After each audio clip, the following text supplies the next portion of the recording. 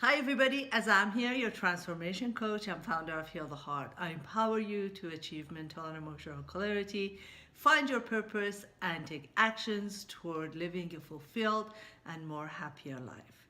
This is another video from the Bits of Inspiration series where women come to share their stories with the hope that they would inspire and empower other women.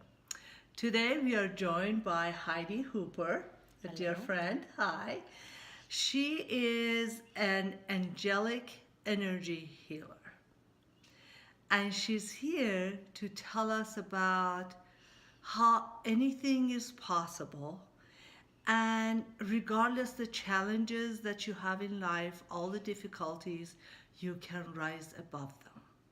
So let's hear from Heidi sharing her story. Thank you, Heidi, for being here. Thank you. Really appreciate coming and talking about your experience, because I know what you're going to be talking about. It must be difficult to go back to those memories. I really appreciate it.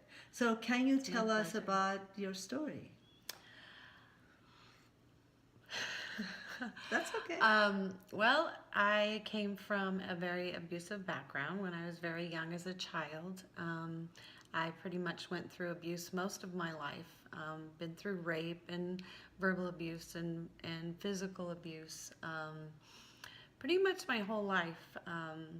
Towards the end of my marriage, I started drinking a lot. This all came out when I was 28. I had no memory of my childhood abuse till I was 28. And then it all came back and I remembered everything. And it really pushed me kind of off the deep end at that Yes. point. Were you in an abusive relationship in your marriage? Not in my marriage. Okay. No. I think I ended up putting myself in those places because of what I had been through. I don't know. I ended up starting to drink alcoholically to the point where I lost my family, my children, my parents, everyone that I knew. I lost my entire life. And that progressed and kept going for many years until I guess I had another breakdown, a mental health issue they ended up diagnosing me with, but they didn't know what. I was just having a hard time, so they put me on about 16 different medications. To the point where I couldn't leave the house, I couldn't drive a car, I couldn't have conversations on the phone or with people. I was pretty much curled up in a ball for 3 years. Wow. And under the medication. And instead of the medication helping me, it ruined my life at that Yes. time. So I was 16? I'm sorry. 16 different kind of medication? a day. 2 times a day, I would take 16 different pills. Oh, it was horrible. I don't know how they can even do that. But I finally, one day, just decided enough was enough.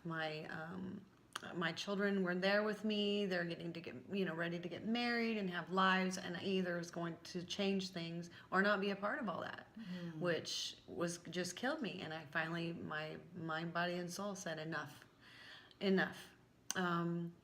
I stood up and got sober. And since then, I have my entire family back, my children, who just got married, both of them, and are about to have grandbabies soon. They're both trying. Congratulations. Thank you. I'm very excited. And now I have this beautiful, incredible life. I found myself. Through all of that, it has made me so strong. And I truly believe I was put through those things so that I could be a stronger person in the end. And it's a miracle from where I was until now. That is really interesting point you're making, that now that you're outside of the situation, because that's what happened to every one of us. When we are in the situation, we don't see why we are going through, and a lot of us get into this idea of why me, poor me, and Victim. the victim syndrome, and then we get stuck in where we are. How did you feel when you were in the midst of everything? Did you feel that this is a learning? Or No, not at the time. okay, so can you tell us a little bit about that? That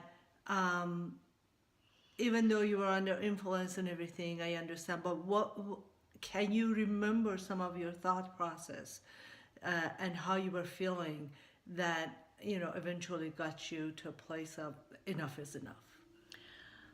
I I was to the point where there was no more me. I was gone. And I had pretty much thought, oh my gosh, that's just the way I'm going to have to live the rest of my life. And I stayed in a pure petrified state for 3 years. I mean, I was scared to death because I wasn't sure that I was ever going to get out of that.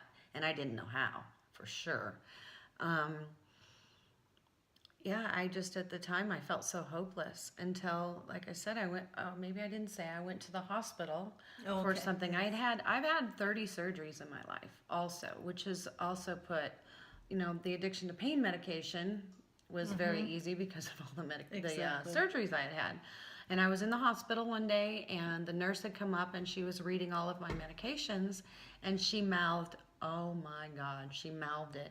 She didn't say it. She Just mouthed it. And I looked at her, and I said, "Oh my gosh, you are right." And that was that. I quit taking all of the medications the doctors had me on. I found a new doctor that could just, make sure that I was okay, because you just can't stop taking all of that stuff. And that's when my life turned around. I finally found my own empowerment. Sorry. Please do not stop taking your medications. No. Just because it worked for one person doesn't mean it works for everybody. Consult your, health provider team and go from there. So go ahead. And I needed to still make sure. take one Yeah. medication, which literally has saved my life as well, because it's able to keep me on that balance that I had such a hard time finding. So So you said that you found yourself. Can you elaborate on that? it was a process. It was a process of, first and foremost, being able to forgive myself, because I was a victim for so many years that it was always poor me. And I had to figure out where that poor me came from and how to release it. So that's what it started. And it took me a good probably year and a half before I was able to release any of that completely.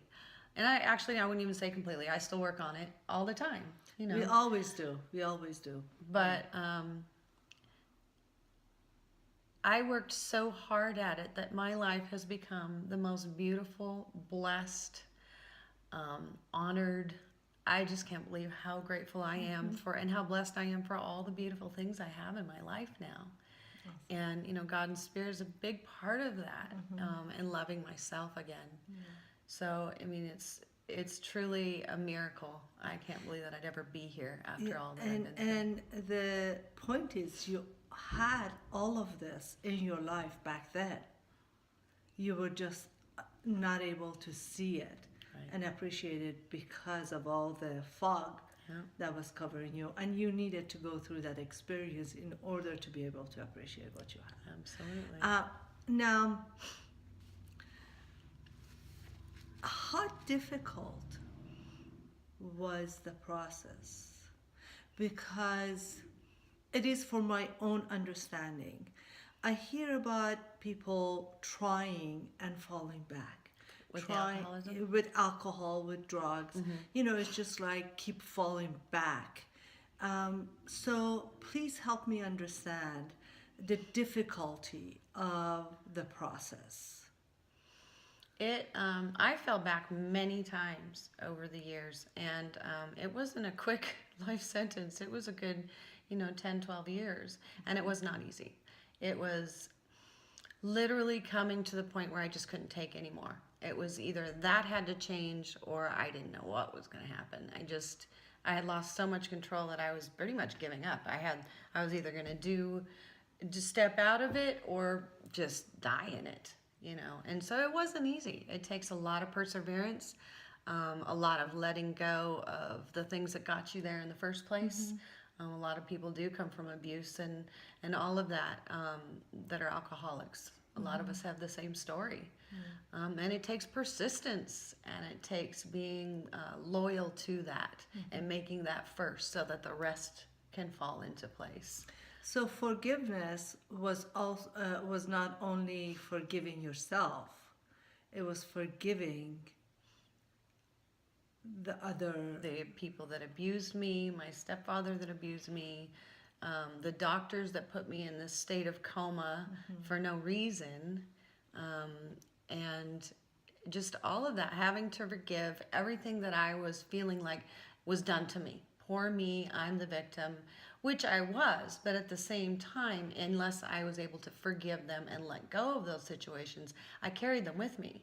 And they harmed everything I was doing because I couldn't let go of that extreme pain. That is the point. When you forgive, the forgiveness is not for others. The forgiveness is for you. Absolutely. Because as soon as you decide that I let them go, you are not forgetting what happened. Right. You are releasing the pain that they caused, and you are claiming back your own power. Absolutely. And that is what is the most freeing and the most beautiful experience. Yes, It's ma'am. like all of a sudden your shoulders drop. Right. The weight is lifted. Yes. And that is a beautiful feeling. It is. So if you were going to share one thing, like what do you want those who are hearing and watching this video to take out of your story?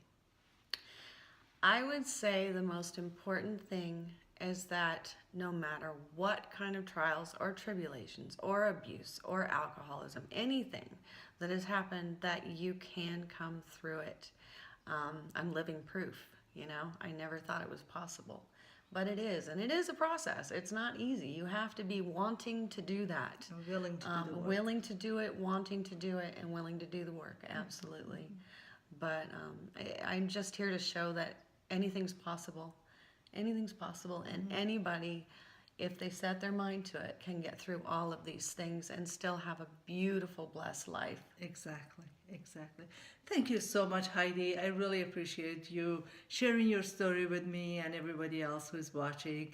And if you have a story that you would like to share with the hope to inspire and empower other women, please contact me at azamirelian@healtheheart.com.